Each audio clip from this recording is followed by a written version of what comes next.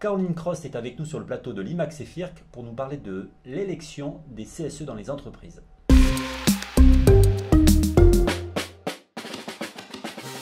Bonjour Caroline. Bonjour. Avant de parler de comment s'organisent les élections dans l'entreprise, comment ça se passe en termes de nombre d'élus? Je suppose qu'en fonction de la taille de l'entreprise, ça va varier.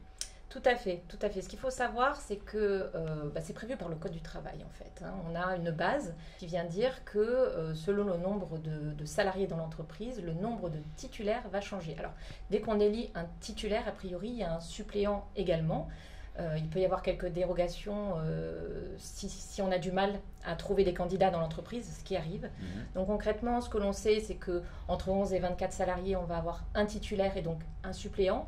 Au-delà, ça va être de 25 à 49, on va passer à 2 titulaires, etc., etc. Ça augmente au fur et à mesure que l'entreprise a de salariés. Ok.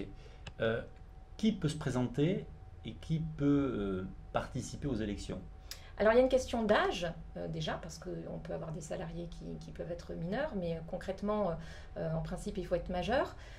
Ensuite, il faut savoir que c'est le code électoral qui s'applique finalement dans le cadre des élections du CSE. Donc on va avoir des principes qui vont être les mêmes que pour des élections politiques. Donc concrètement, il faut avoir une certaine ancienneté dans l'entreprise pour se porter candidat. En général, c'est 1 an. Et il faut avoir une certaine ancienneté dans l'entreprise également pour pouvoir voter. En général, c'est 4 mois. Après, si on manque de candidats, on peut demander une dérogation à la directe pour permettre à certains qui, en principe, n'auraient pas pu se porter candidat de participer aux élections. Concrètement, du coup, comment ça se passe de mettre en place ces élections dans l'entreprise? Alors, une fois qu'on a calculé les effectifs et qu'on va savoir à peu près qu'on va savoir le nombre de titulaires qu'il va falloir dans l'entreprise, ce que l'on fait, c'est qu'on prépare un calendrier.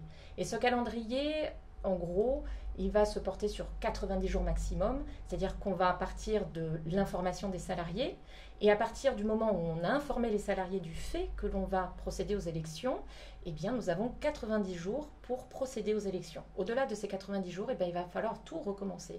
Donc ce calendrier, il faut vraiment l'anticiper, bien le préparer en amont, pour ne pas se tromper dans les délais, parce qu'il y a des délais incompressibles qu'il faut respecter, notamment lorsque l'on informe les salariés du fait que l'on va procéder aux élections, eh bien, ils ont 30 jours pour pouvoir se porter candidat, et si on ne respecte pas ce délai de 30 jours, incompressible. On ne peut pas, à ce moment-là, on peut se retrouver avec des élections qui vont être invalidées derrière, c'est possible. D'accord, donc on a une date limite pour pouvoir les organiser, mais on a aussi une date minimum pour que les salariés aient le temps de se positionner sur les différents postes. Oui, c'est très important qu'ils puissent avoir accès à cette information et qu'on leur donne le temps d'y accéder. Et sur les autres, je suppose qu'il y a un protocole à mettre en place. Oui. Du coup, comment ça se met en place et qu'est-ce qu'il y a dans ce fameux protocole? Alors, ce qui va se passer, c'est qu'une fois que les salariés vont être informés des élections à venir et que le délai de 30 jours est expiré, on va informer les syndicats de ces élections et les inviter à participer à la rédaction d'un protocole qu'on appelle le protocole d'accord préélectoral. C'est un document qui permet d'encadrer toute la manière dont les élections vont s'effectuer. Et surtout, savoir combien on va avoir de titulaires, combien d'heures de délégation on va leur attribuer, combien de collèges il va y avoir, parce que ce qu'il faut savoir, c'est que dans une entreprise, on a souvent plusieurs catégories de salariés, ce qui fait que du coup, on va les intégrer dans des collèges différents, on peut avoir jusqu'à 3 collèges. Quand tu parles de catégorie salariée, on parle des cadres? Tout à fait, des ouvriers, effectivement, c'est ce qui va permettre de les rattacher à un collège. Et en fonction du nombre de salariés dans chaque catégorie, cela nous permettra de savoir combien de titulaires vont être attribués à chaque collège. Ok, très bien. Comment s'organisent les élections? Alors, parce qu'on peut avoir des salariés qui ne sont pas forcément sur le même site, tout à fait, au même endroit. On peut avoir plusieurs moyens.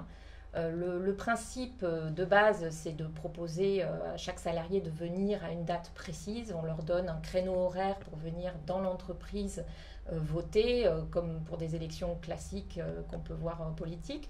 On peut avoir un système de procuration également, pourquoi pas. Mais ce qu'on retrouve également quand il y a plusieurs sites, ça va être le vote par correspondance, où du coup on adresse aux salariés une enveloppe avec des bulletins à mettre dans une enveloppe qui va renvoyer à l'entreprise et qui sera dépouillée de manière précise.